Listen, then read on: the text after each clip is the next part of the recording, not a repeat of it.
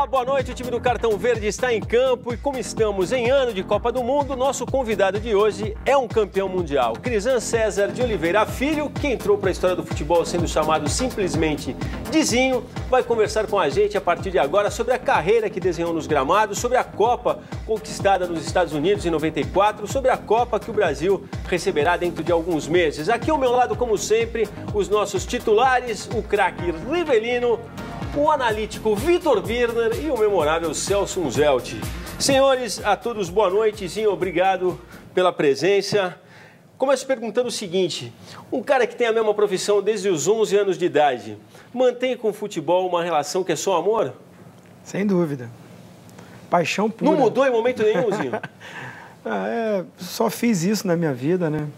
Então tem que amar muito para estar já há mais de 30 anos, né? Tô com 46, comecei com 11 anos, né, no Flamengo. Então tem que ter muito amor nessa relação. Agora, essa forma de amor mudou? Quando você era novo, você era um torcedor mais passional, mais moderado? Porque o amor pelo futebol também começa pelo amor por um time. Eu garoto, né? Jogava aquela coisa de pelada de rua, futebolzinho, né? Lá em Nova Iguaçu, na minha cidade. Tempo bom, né? Aquela coisa de você ir pra rua mesmo, jogar bola, chegar do colégio, arrancar a roupa, botar um short sem camisa para jogar descalço na rua. Ali foi o aprendizado, foi o começo de tudo. Então, a paixão por jogar bola, né? E de ir ao campo. Fui muito bater palma aqui, né? Eu também não sou tão velho assim. Não é não. Mas assim, Você era torcedor do Fluminense, Zinho? Não é assim, eu até confessar, né, que assim, os meus familiares, as pessoas que estão perto de mim, sabem dessa história. Mas o meu pai, assim, era vascaíno, não ia muito a campo. Até pelo trabalho e tal. E eu tinha um tio solteiro e ele era tricolor e pegava eu e o meu primo e nos levava sempre para ver o jogo do Fluminense. E aquela época do Fluminense de Rivelino, e aí depois a máquina, né? Aí depois um pouco mais à frente aquele Fluminense de Robertinho, Cláudio Adão, Zezé. Molecada, né? Cristóvão, campeão de 80. Isso. Você então, é de 67? Eu 67, então ainda não tinha entrado para o Flamengo, para as categorias de base do Flamengo. Então assistia esse time, então me encantava com esse time. Então ia mesmo para o Maracanã bater palma para essa geração. E no Flamengo nunca ninguém soube disso? Não, que eu, garotinho, torcia pro Fluminense, não. Mas depois virou rubro-negro. Não, mas aí depois eu entrei no Flamengo com 11 anos de idade, muito garoto. E aí peguei uma outra geração maravilhosa. Aí viu o Zico de perto. A grande geração, né? Eu não tive a felicidade de, nessa época, cruzar com o Rivelino para pedir um autógrafo. Mas o primeiro jogador, o grande ídolo que eu pedi um autógrafo foi o Zico, que eu entrei no vestiário do profissional. Foi um dia, pela manhã, o profissional não estava lá, e aí liberaram para eu ir lá fazer um tratamento. Eu, garoto, tinha 14 anos, e aí quando eu entro num departamento médico, quem tá? O Zico. Eu, me dá um remédio agora para nervoso. Para parar a palpitação. Aí peguei um autógrafo do Zico, então eu, garoto ali, terminava o meu treino, eu ficava vendo aquele time, né? Aquela geração de 81. E tinha uma proximidadezinho? Como é que era? Porque geralmente se a gente vê um cara dessa estatura, geralmente a tendência é a gente nunca se sentir tão perto, mas dava para se sentir. Porque eu saía de Nova Iguaçu, tinha que ir na Gávea para depois a gente pegar um ônibus e ir para o local do treino da categoria de base. E aí eu chegava no Flamengo ali por volta saía de Nova Iguaçu 4, 5 horas da manhã, que é a Baixada Fluminense, chegava na Gávea ali por volta das 7, então trocava de roupa, a gente treinava logo antes, ia na Lagoa Rodrigo de Freitas ali dar uma corrida, né, ou ia na Vista Chinesa, que eram os trabalhos físicos, e retornava para a Gávea para tomar aquele banho, aquele sanduíchezinho com a vitamina, né, para ir para o colégio. Mas aí quem estava ali, o profissional, aquele time do Flamengo de 81, 82, 83, campeão brasileiro, campeão da Libertadores, campeão mundial. Aí eu falei, vou chegar um pouquinho atrasado no colégio, vale a pena. No seu caso, você só foi sair do Flamengo mesmo porque Parmalat naquela época era uma exceção, né? A proposta da Parmalat era uma coisa... Eu acho que o Flamengo estava num problema financeiro não é muita novidade, né?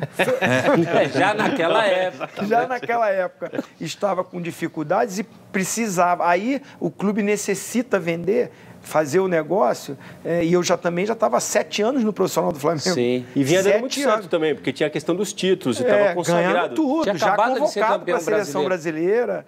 Fui campeão brasileiro em 92, novamente. Troféu Bola de Prata da Placar. Eu lembro que eu estava na Placar, o seu Crisan foi receber a bola pelo Zinho. E era na semana que começou o papo de que o Zinho iria para o Palmeiras. E eu cheguei para o seu Crisan, mas comentei assim, falei, o seu Crisan tem uma fumaça aí de que o Zinho vai para o Palmeiras, mas não deve ser verdade, né? O seu Crisan virou para mim e falou, é verdade sim, ele veio. No seu Crisan Paraibão não tem minha palavra. A gente foi buscar no arquivo aqui uma passagem tua, que é justamente no Palmeiras, mas antes disso eu queria só fechar essa conversa que a gente está tendo, porque você estava falando da sua história, você é um cara legítimo para falar isso, acho que esse envolvimento, quando o pai, por exemplo, larga tudo para tomar conta do filho, acaba forçando mais a barra, fazendo o moleque se sentir jogador de futebol antes do que deveria. Então, eu resumo isso em 2 perguntas para você, Zinho. Quando é que foi, em que momento na sua vida você realmente sacou que você ia ser jogador de futebol profissional? E qual a idade que você acha razoável para que se peça isso para um garoto, entendeu? Para um jovem? Assim, o tempo passou, as coisas mudaram, o mundo hoje é diferente. Naquela época, o meu pai era motorista. Meu pai trabalhava numa casa de uma família, era motorista particular dessa família. Ele sempre trabalhou com isso, ele era motorista de caminhão. E nessa empresa o patrão gostou tanto dele como motorista que levou ele para trabalhar com a família. E eu já jogando no profissional do Flamengo, em 86. Não mudava nada a vida? Eu fiz o meu primeiro contrato profissional em 87. Campeão carioca. Eu subi com 19 anos. Tinha 19 anos. Então. Fiquei o ano todo ainda como amador. Naquela época eu ia jogar 4 jogadores que não tivessem contrato ainda profissional. Em 87 eu assinei o meu primeiro contrato. Aí, com o meu primeiro contrato, já comprei uma casinha própria para minha família, para morar eu, meu pai, minha mãe, né, minha irmã. Com 20 anos você assinou seu primeiro contrato, então? Com 20 anos. Vê, né? E aí, já campeão carioca. E quase da Copa União. E quase da Copa União. Aí que eu... Poxa, e falei, pai, o senhor trabalhou demais a vida toda, sempre esteve do meu lado, sempre me deu, né, dentro das suas possibilidades, me deu tudo. Então, agora, sai do trabalho. Então, acabei de pagar a aposentadoria, né, para ele conseguir se aposentar. E aí, sim, ele começou a me acompanhar e aí a me ajudar a fazer os meus contratos, essas coisas todas. Mas aí eu já no profissional e eu já com o meu primeiro contrato assinado. Olha só, esse momento que o Zinho sobe, a gente fala muito de queimar garoto, né? Jogar garoto no fogo. Na verdade, você teve uma facilidade, que foi primeiro... Era um time mesclado, né, Zinho? Você falou que tinha muita gente ali, ainda o Zico... Em 86 tava o Zico ainda... Leandro... O Leandro tava, o Andrade... E ao mesmo tempo uma leva de garotos subindo junto com você, teus contemporâneos. Subiu ali, aquela primeira leva ali de 86, subiu eu, o Alcindo... alguns outros jogadores que não tiveram tanto destaque, como o Wallace, o Valtinho, né? Excelentes jogadores também. Logo depois subiu o Zé Ricardo, que depois virou um segundo volante, mas era um 10 na categoria de base. Agora, em 87, sim, que subiu o Leonardo, que é de uma geração próxima da minha. Eu de 67, o Leonardo de 69. Né? Você sempre teve a mesma posição, assim? No amador, né, na categoria de base, aquela época ainda tinha ponta esquerda, né? Então, eu jogava com ponta direita, um ponta esquerda e um centroavante. Você sobe com cara de ponta esquerda, não, eu era ponta esquerda mesmo, de partir para cima, de habilidade, de velocidade. Era aquela coisa antiga, aquele tempo mais... Que o futebol fez contigo, hein? Aí, quando eu subi profissional, é aquela coisa, né? Na minha frente está quem? Zico, já tinha 36 anos, né? E naquela época, 36 anos, era veterano mesmo. Hoje o cara... Né, o caldo ainda. A ciência, as coisas todas que... Isso foi bom para os atletas que querem ser atletas, estendeu essa carreira. Isso foi bom no futebol. Era o Lazzaroni. Hoje um jogador com 30... Naquela época, um jogador que chegava aos 30 já estava ali em final de carreira. Hoje o cara tá voando ainda. Na minha época era pior ainda. Imagina. Não, mas isso aí é verdade. A única coisa que eu sinto É esse aspecto. Queria ter jogado mais, né? Muito mais, porque... O Rivelino jogando hoje. Não, mas até hoje não chegava, né? Porque... Por causa da data de nascimento. Mas... porque é um pecado, porque quando a gente está terminando uma carreira, naturalmente na vida das pessoas normais, estou iniciando. E nós praticamente estamos encerrando uma carreira. Acho que Deus podia ter alongado mais para a gente, porque é muito pouco, a carreira é muito pouco. Eu imagino que para quem jogou realmente saber que a ciência permitiu dar essa alongada aí, realmente... Porque você vê os jogadores realmente, e sendo competitivo, por causa do Sidorf, o Sidorf está com quanto? 38. Acho que...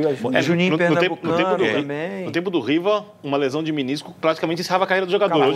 Hoje o cara entra lá e 2 semanas depois ele está batajotado jogando futebol. O Reinaldo, Vitor, os 4 ministros que ele operou, ele arrancou... E moço, né? E jogava, menino, hein? E era um monstro, né?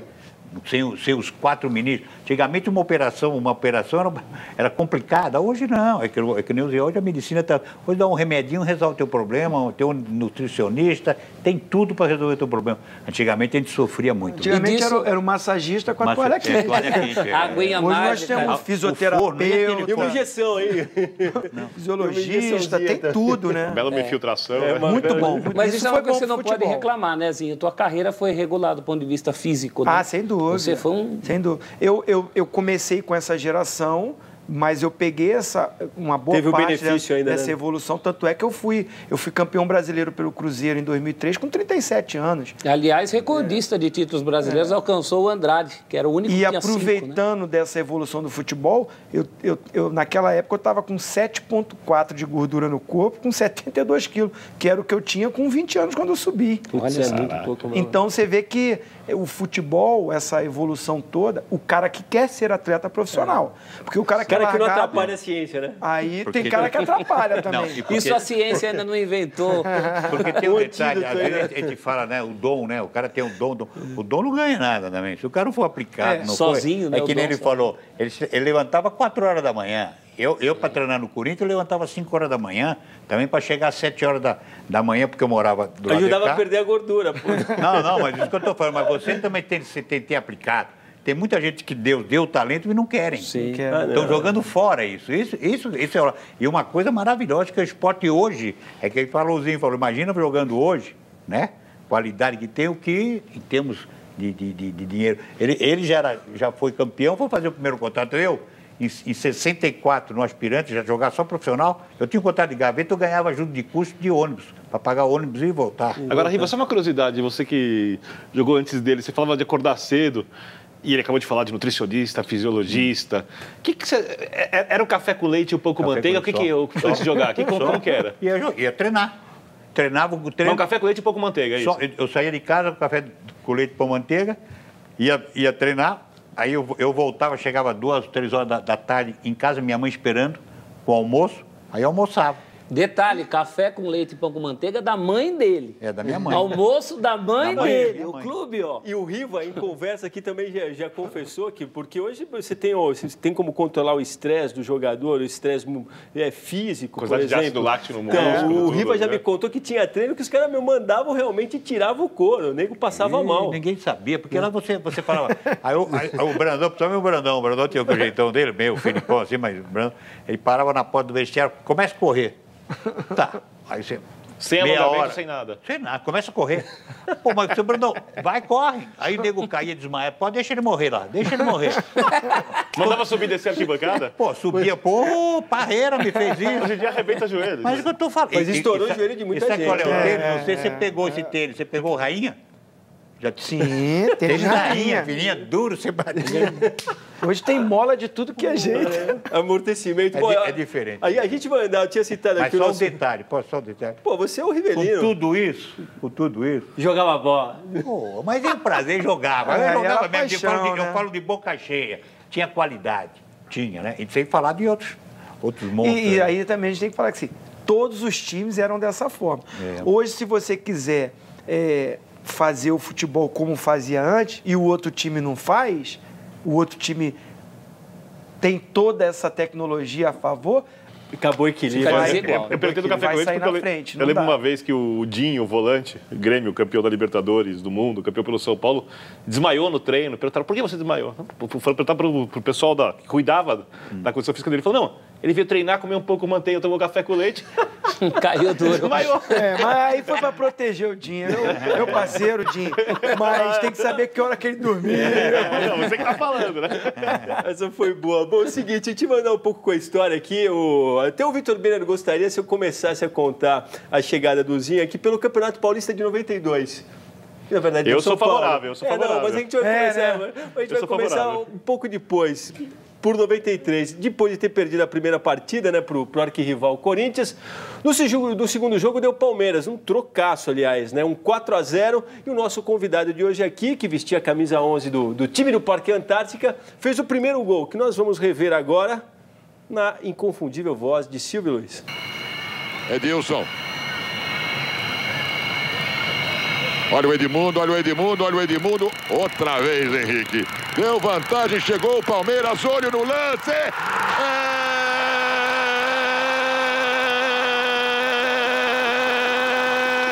Do Palmeiras!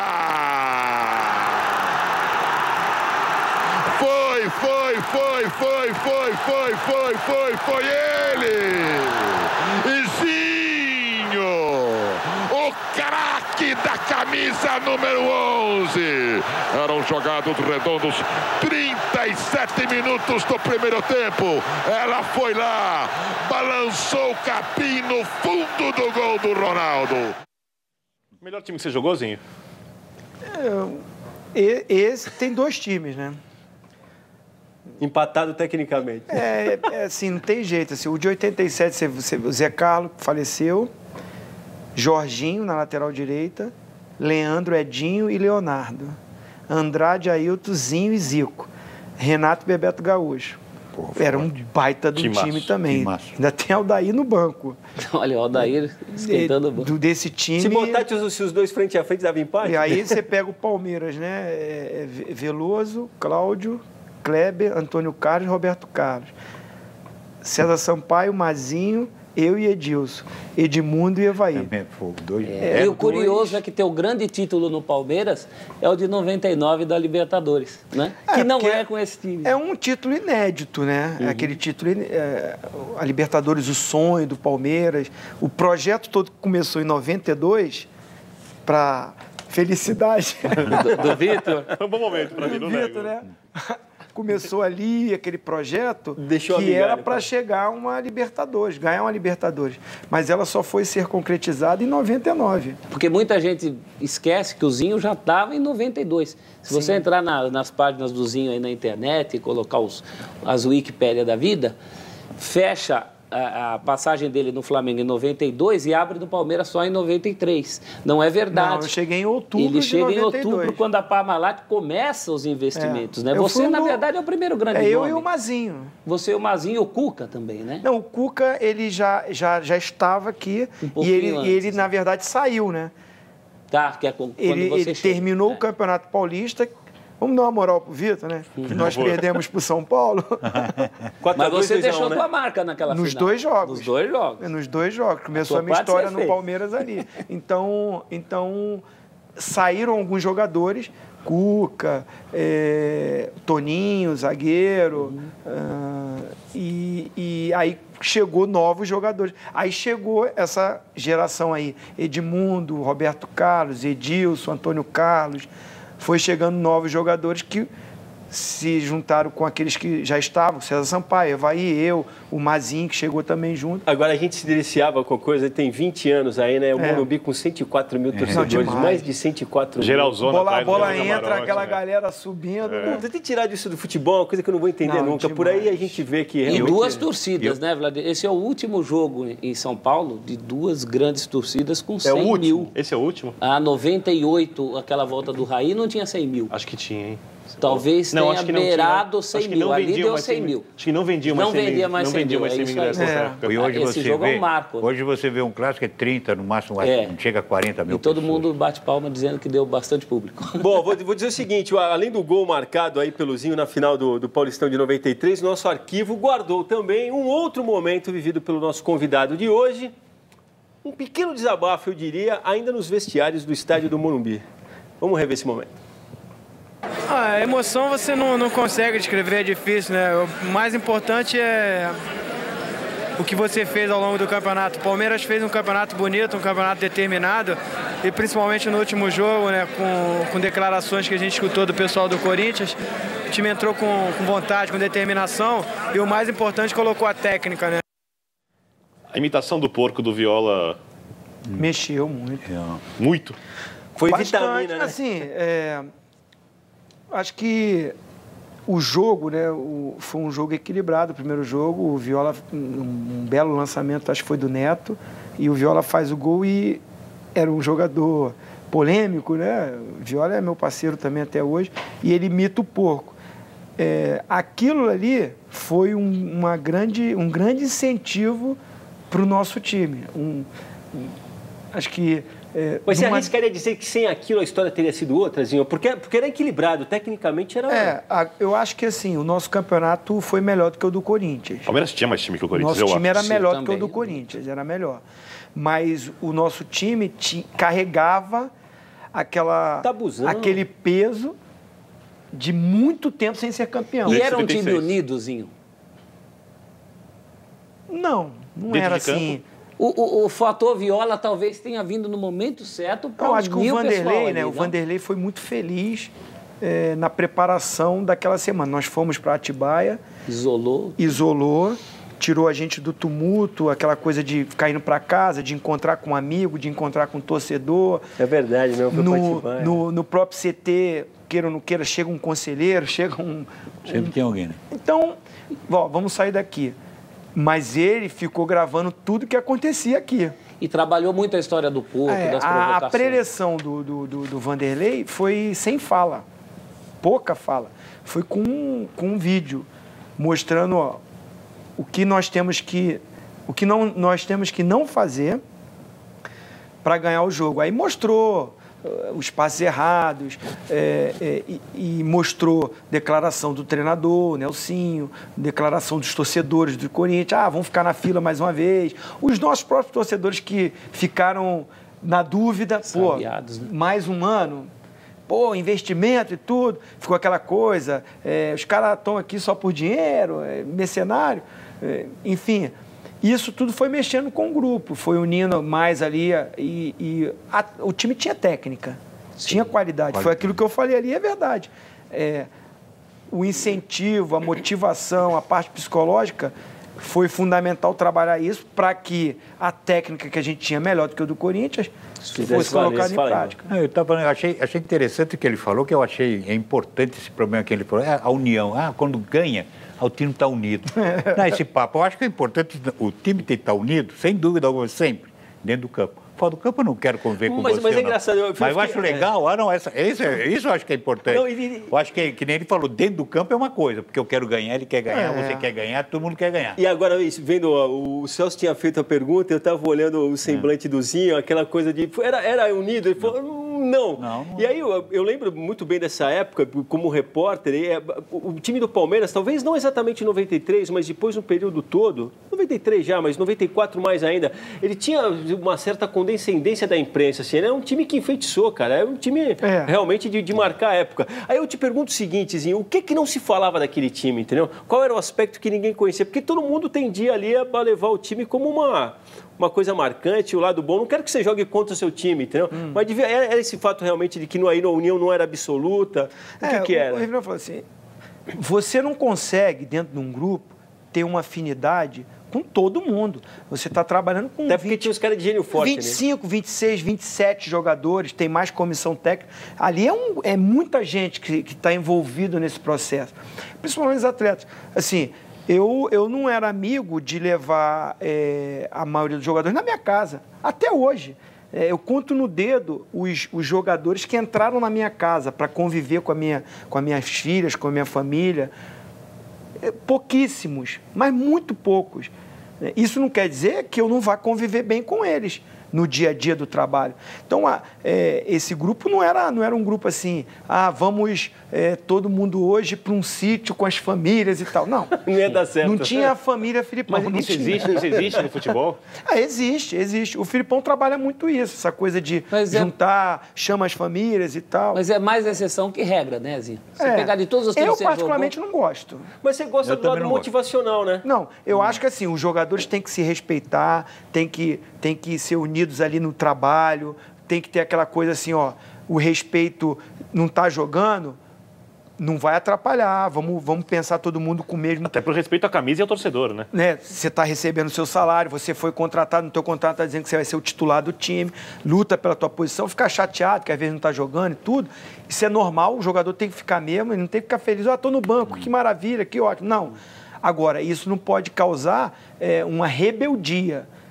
Atrapalhar o grupo, não sei nem. Isso aí não, essa trairagem, não. Agora, também o cara não precisa chegar assim, vamos para minha casa hoje, o fulano... Acontece. Eu tinha muita amizade com o César Sampaio, com o Evaí, com o Kleber, porque eu tinha mais afinidade, os nossos pensamentos, o gosto nosso era parecido de música, de show, de papo, de conversa. Jogadores mais comportados. Não. É porque já pensei no Edilson, no Edmundo. Vou te falar.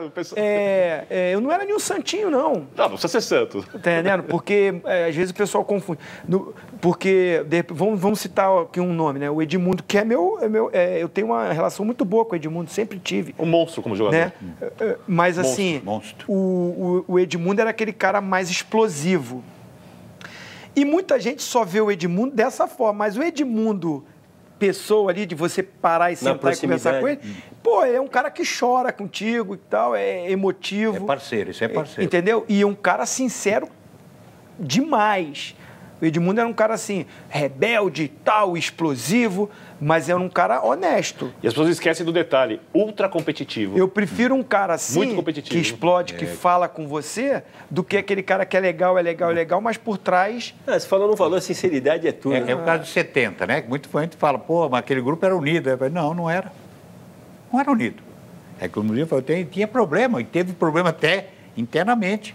O Pelé com o Fontana, o falecido Fontana.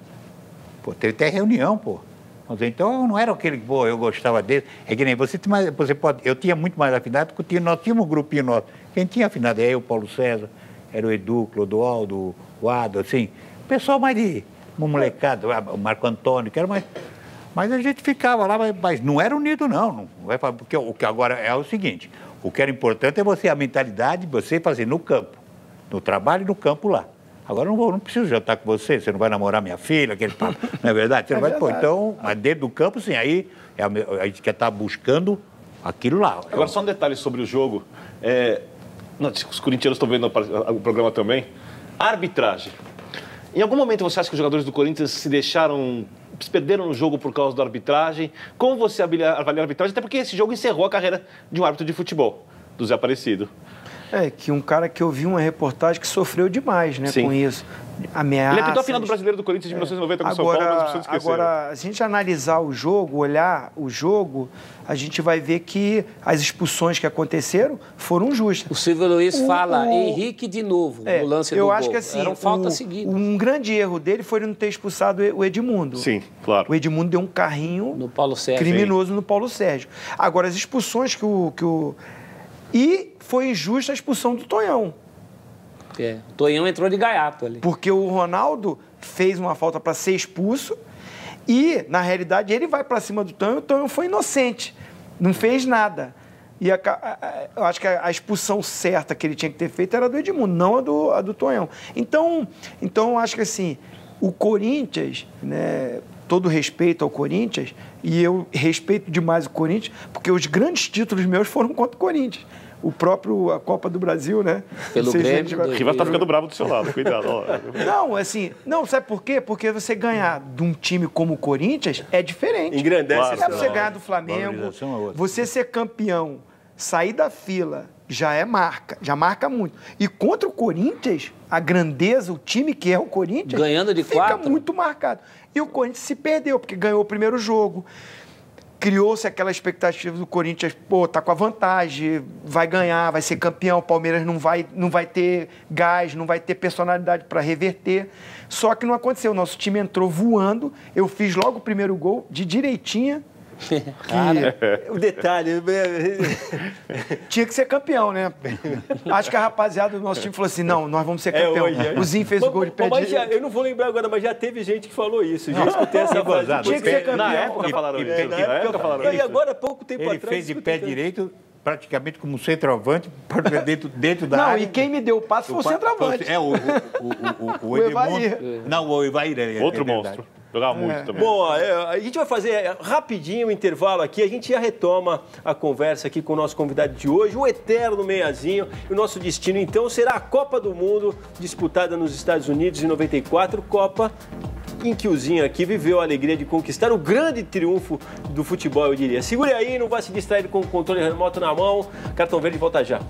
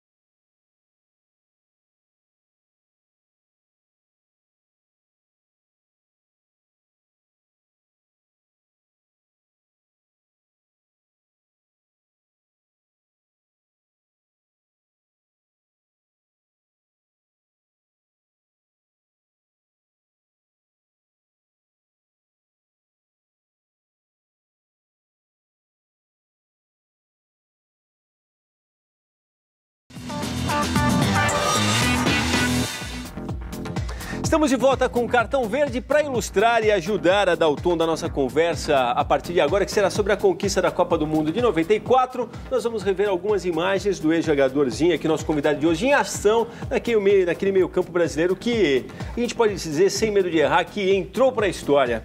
A gente já brincou aqui contigo, Zinho, e a gente vai ver as imagens aí na sequência. Eu brinquei com você no primeiro bloco, falando, pô, você estava contando do teu começo, de ponta esquerda, aí brinquei falando, poxa, o que o futebol fez contigo, né?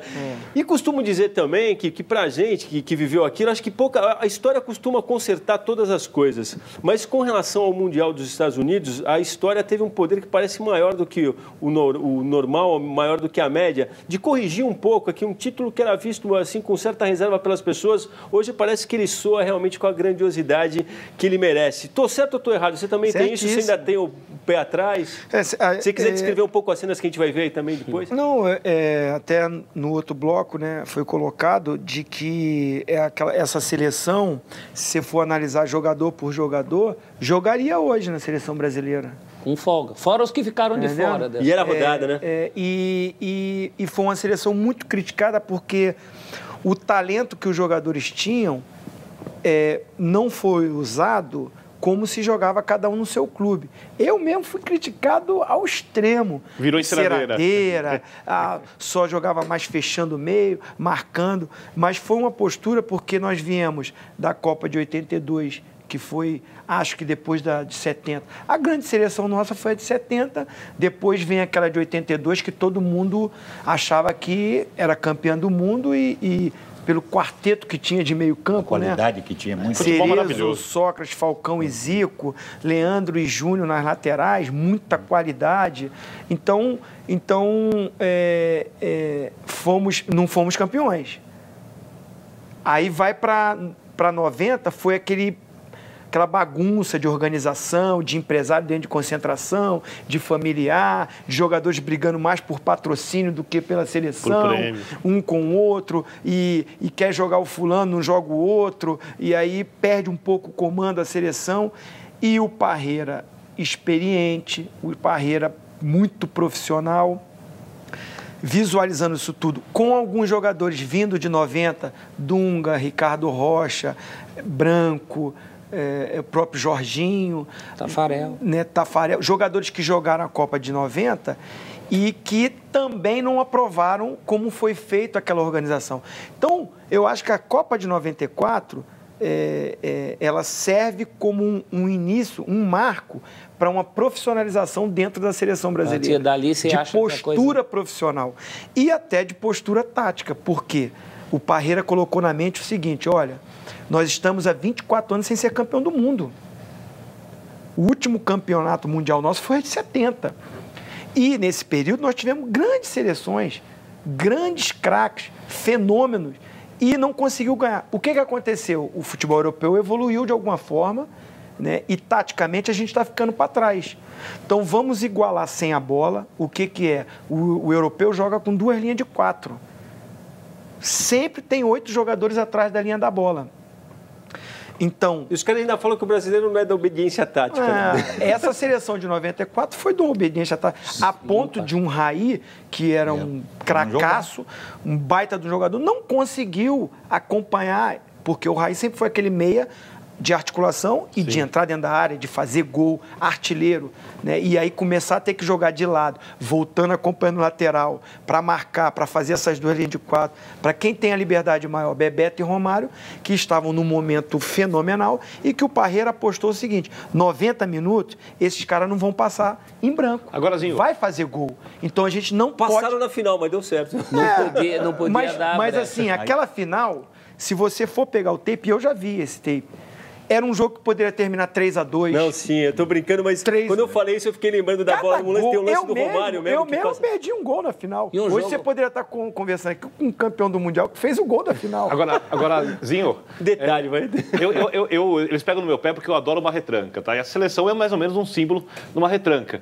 Agora, você concorda comigo que aquele não era o melhor time do Brasil? Eu não tô falando que é uma seleção errada, porque ela ganhou. Porque a gente tinha o Palmeiras jogando futebol arte, bicampeão brasileiro, um São Paulo bicampeão do mundo jogando futebol arte, com diversos jogadores explodindo. E já emendo uma outra pergunta. Você citou jogadores de experiência. Eu sei que esse assunto é o próximo bloco, mas eu tenho que perguntar agora, Vladir. Na Copa do Mundo desse ano no Brasil, se for pensar assim, eu vou achar que o Kaká e o Ronaldinho Gaúcho são jogadores melhores que o Oscar para a posição. O que você diz? Porque naquele momento tinha jogadores melhores do que alguns que foram convocados. Por exemplo, o Tafarel era o 3º goleiro da Regina. E tinha o Zete fechando o gol aqui. Roberto Carlos. Mas foi para a Copa. Ele foi convocado. Não, tô falando como titular. Não, jogar. Mas estava no elenco. Agora, no trabalho do dia a dia e na confiança do treinador, na experiência de Copa do Mundo, o Tafarel estava na frente. Ninguém discute a qualidade do Tafarel. Então você acha que a experiência numa Copa do Mundo primordial? É importante você ter um grupo mesclado não precisa ser todo mundo que jogou Copa do Mundo, mas você tem que ter. Vamos dizer assim, o Ricardo Rocha não jogou. Sim.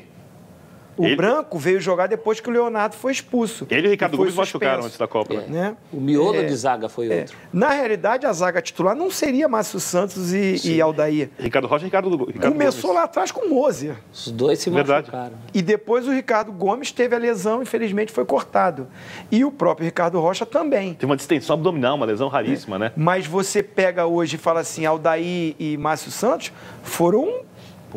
Um esteio, maravilhoso. Agora, passados 20 anos, com a serenidade desses 20 anos, você falou em qualidade de futebol no começo do programa.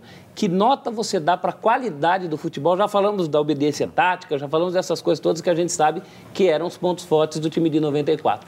Qualidade daquele futebol, que nota você dá? Eficiência, eu dou nota 10.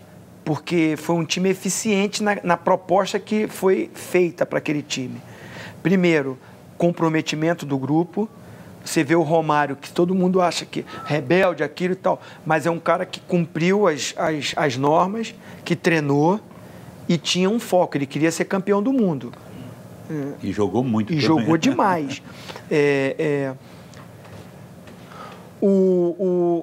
Essa disciplina tática... Na criatividade, por exemplo, você dá que nota. E aí vamos para a parte de qualidade. Eu poderia fazer uma Copa melhor do que eu fiz, com mais liberdade, com mais espaço para jogar. Melhor ou jogar um futebol mais bonito?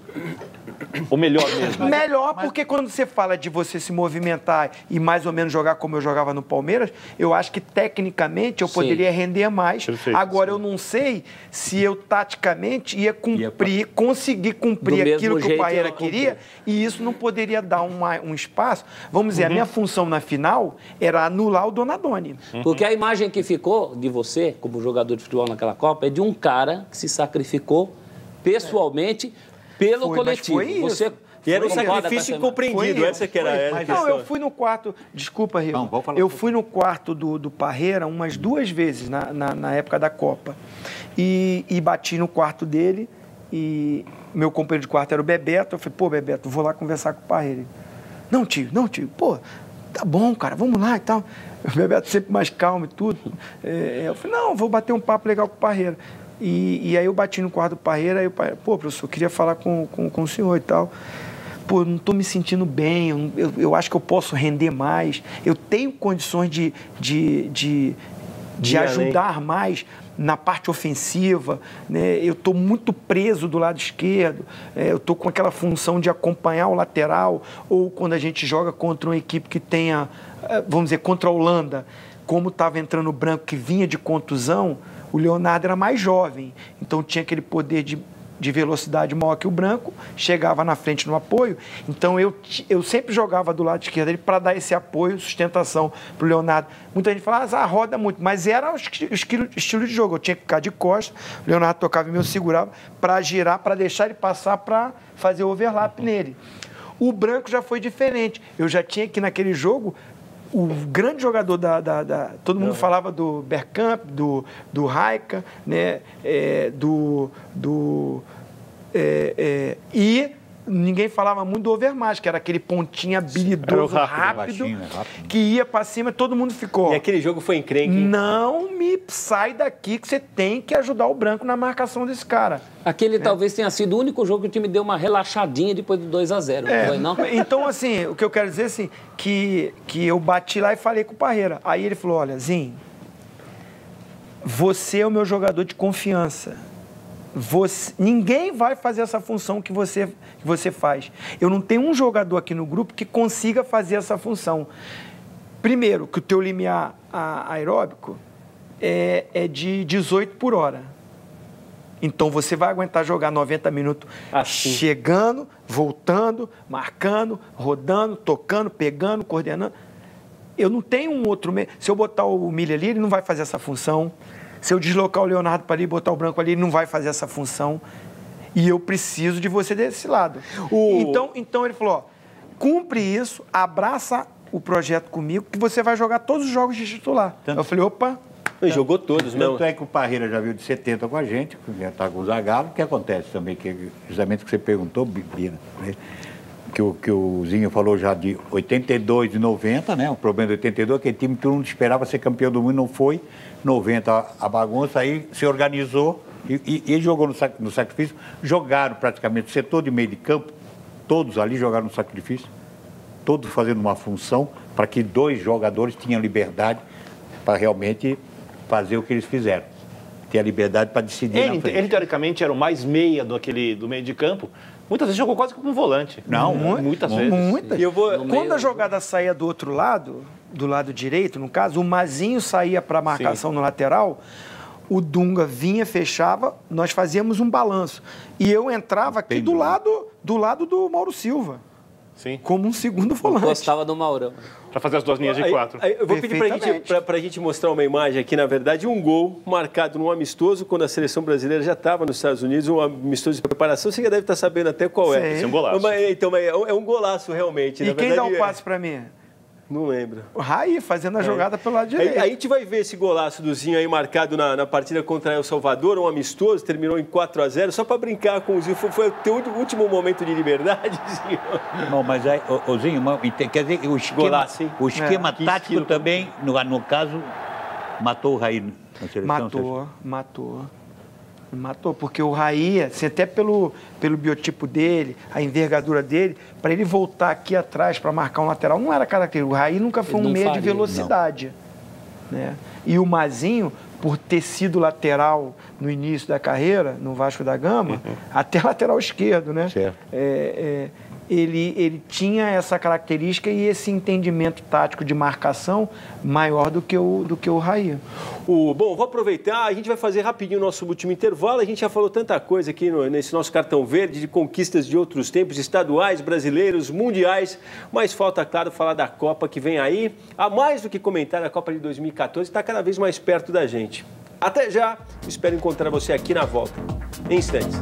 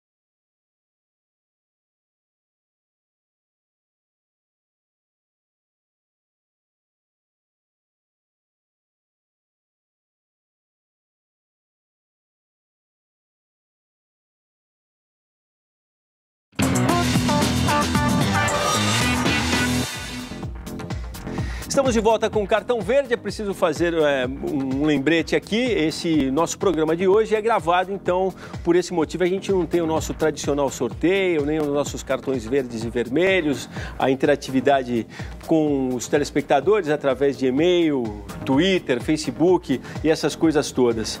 Zinho, de volta, a gente já falou tanta coisa. Eu te pergunto agora sobre essa Copa no Brasil. Você está de bem com a nossa Copa? Acha que o Filipão é o cara mesmo para comandar esse scratch? Como é que você tem visto tudo isso? Olha, assim, quando o Mano saiu, eu até dei a opinião de dar uma chance para o Tite, né? Eu gosto muito do trabalho do Tite. Se fosse renovar, se fosse buscar um treinador... Era o cara da vez, né?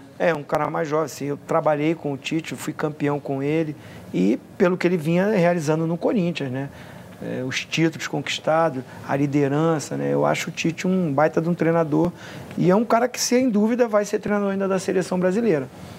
Mas quando a gente vê o tempo que tem para uma Copa, uma equipe que ainda não estava montada, ninguém escalava uma seleção Se você for, qual é a seleção brasileira? Ninguém tinha uma seleção.